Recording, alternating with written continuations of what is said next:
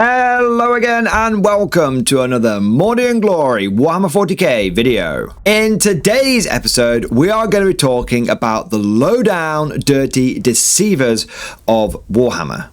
Because in every codex that comes out, it seems like there's at least one faction which is focused on trying to bamboozle the opponent, to throw 7 different kinds of smoke and confuse you before you even realize what's going on. Somehow you have lost the game. Alpha Legion Deceptors, Tyranid Vanguard organisms, they're all running around in the shadows, somehow scoring points, and it sometimes can feel a bit overwhelming with the amount of rules that they have. So what I want to do is take you through the simple way of beating these guys and trying to understand what their strengths and weaknesses are. And that way you can exploit them. So without further ado, let's mount up, roll out, and charge right into today's episode.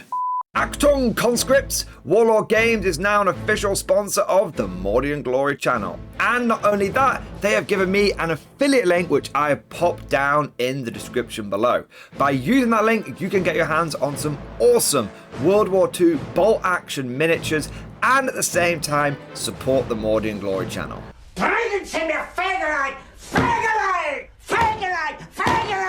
You have all of my ideas, so what are you waiting for? Do the right thing and buy yourself some bolt action today. First things first, let's talk about some of the pros and cons of these sneaky armies. What are they trying to achieve on the battlefield? You tend to find that these armies have got really good initial board control. Either they've got ways of scouting all over the place, or more commonly, they have got a lot of infiltrators. Using the aforementioned Chaos Space Marines and Tyranids, well, the Space Marines can infiltrate 90 infantry in the middle of the board if they want to, cultists and legionnaires, and then for the Tyranids, it seems like you've got Von Lyon's Reapers or Leapers, whichever it is, and then you've got the Neurolictors and Death Leaper. There's all sorts of things that seem to be not in their deployment zone and getting in your way and screwing with your plans from the get-go. This early board control and for deploying can really screw up your movement plans, because if you've got a whole bunch of scouts and the enemy's got a whole bunch of infiltrators, you might not be able to take advantage of your scout moves. And it also means that they're going to be on objectives early on, so if they start drawing secondaries like extend battle lines or secure no man's land, those points just start flowing into their coffers, and it might only be the first couple of turns of the game before you've really got started. And furthermore, one of the big strengths of these factions is they tend to have stratagems that feel kind of gotcha-y, and your opponent will probably tell you about them at the beginning of the game, but inevitably in the hustle and bustle you're going to forget about it, and before you realize it, one of their units that you'd lined up half your army to shoot has suddenly got lone operative, and they can only be targeted within 6 or 3 inches, and now you're out of position. This is their biggest strength. This is what they're trying to do. They're trying to rack up the points whilst keeping you on the back foot. And especially if you've not faced one of these things before, they are trying to voodoo you. They're trying to bamboozle you. They're trying to make your head spin so much that you become quite indecisive. Oh, well, I don't have to move out there because they might have a stratagem that lets them reaction move. Oh, I don't know if I should move out there because now they're just going to lone operative. Oh, I don't have to move out there because of X, Y, and Z. And this indecisiveness is really what is going to cost you the game. Because what you realize is at the end of the game, you spent so much of the time dithering around that if you're playing on chess clock, you ended up having to rush a whole bunch of decisions towards the end of the game, meaning that you miss opportunities. Or if you're not on a clock, you end up just feeling like you can't do anything, and so you end up not doing anything. But the reality of the situation is, what might seem like high art and arcane magic is actually a bunch of cheap parlor tricks. They're trying to confuse you. They're trying to deceive you. They are sneaky gits. And all of this subterfuge and deception is there to mask the true weakness of these kinds of army. And that weakness is damage output. Now, this isn't true for every sneaky army, and I'm sure there'll be people down in the comment section which will have lots of exceptions that prove the rule, and please do put those comments down. It's good to learn. It's good to learn about things that may come up at the tournament scene, like a sneaky army that can punch well. But for armies like Tyranids with the Vanguard attachment, they really don't have much damage output. And the same with the Chaos Space Marines and Deceptors, and the same sometimes with Marines and their Vanguard attachment, because all of their stratagems and their enhancements and their army rules are geared towards them being sneaky. You realize that they're actually missing out on a whole bunch of stratagems and abilities and army rules that would normally enhance their damage output.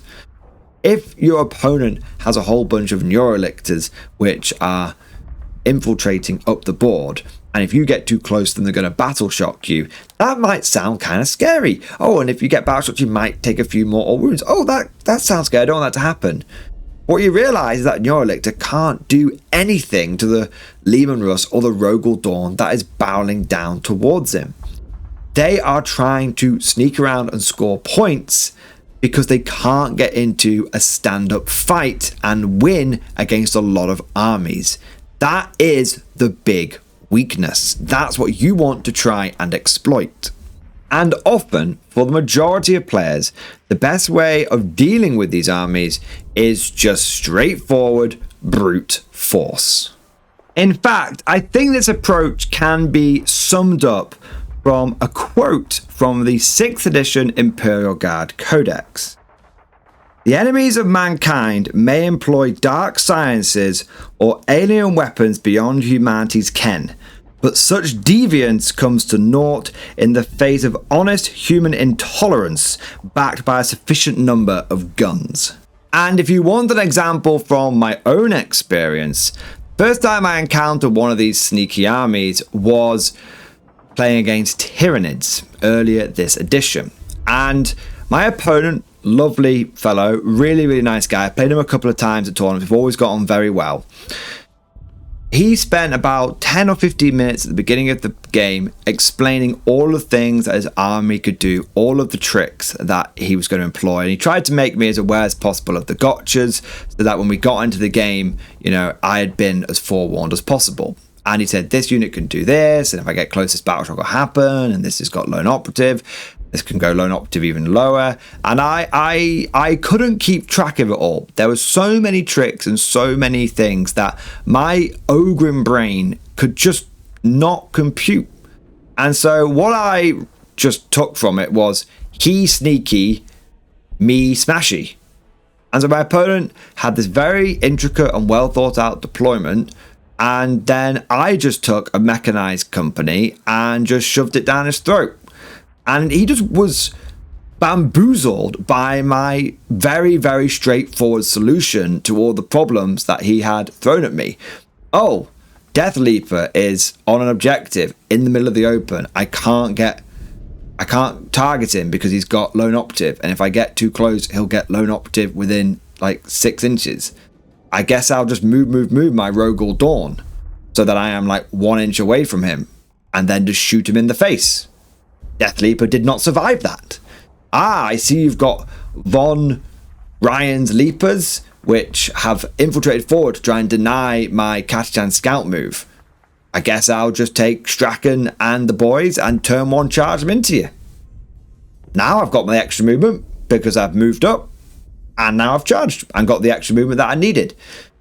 And all of these tricks that my opponent had tried to employ basically fell apart when I just refused to really let them get to me. When I just went, you've got your tricks, I've got my tricks, I'm just going to play how I was going to play anyway. And if you say that you're sneaky, then I'm just going to get up close and personal, get in your face, and hopefully that'll work.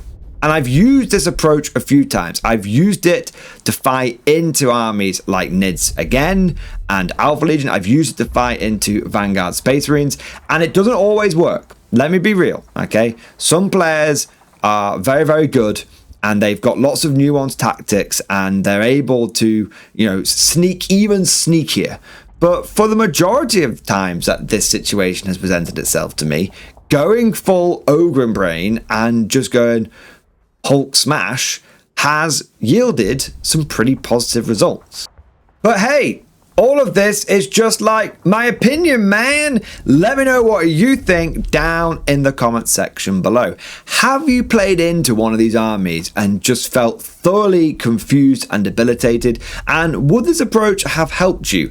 And if you're an experienced player with one of these armies, let me know some of your tricks and let me know how you would handle it if someone just came bowling at you. Because I'm sure that against some opponents that will work, but against others, it maybe won't. And so it'd be good to know how each side sees this problem and this solution. If you enjoyed today's video, don't forget to smash that like button and also subscribe to never miss an episode. Would you like to know more? If so, then please consider becoming a channel member or patron. By supporting the channel, not only will you be doing your part, but you'll also be helping me create more content for your viewing pleasure and unlocking a whole host of perks. You get everything from a badge next to your name, custom emojis, but the big one is access to the Mordian Glory Discord server, an online community with almost 2,500 active members. It's always popping off in the MG Discord. We've got channels for army lists, hobbying, tactics, stories, and even a pretty spicy meme section as well. For all you greenhorns that wanted to see the Mordian glory hole, today is your lucky day.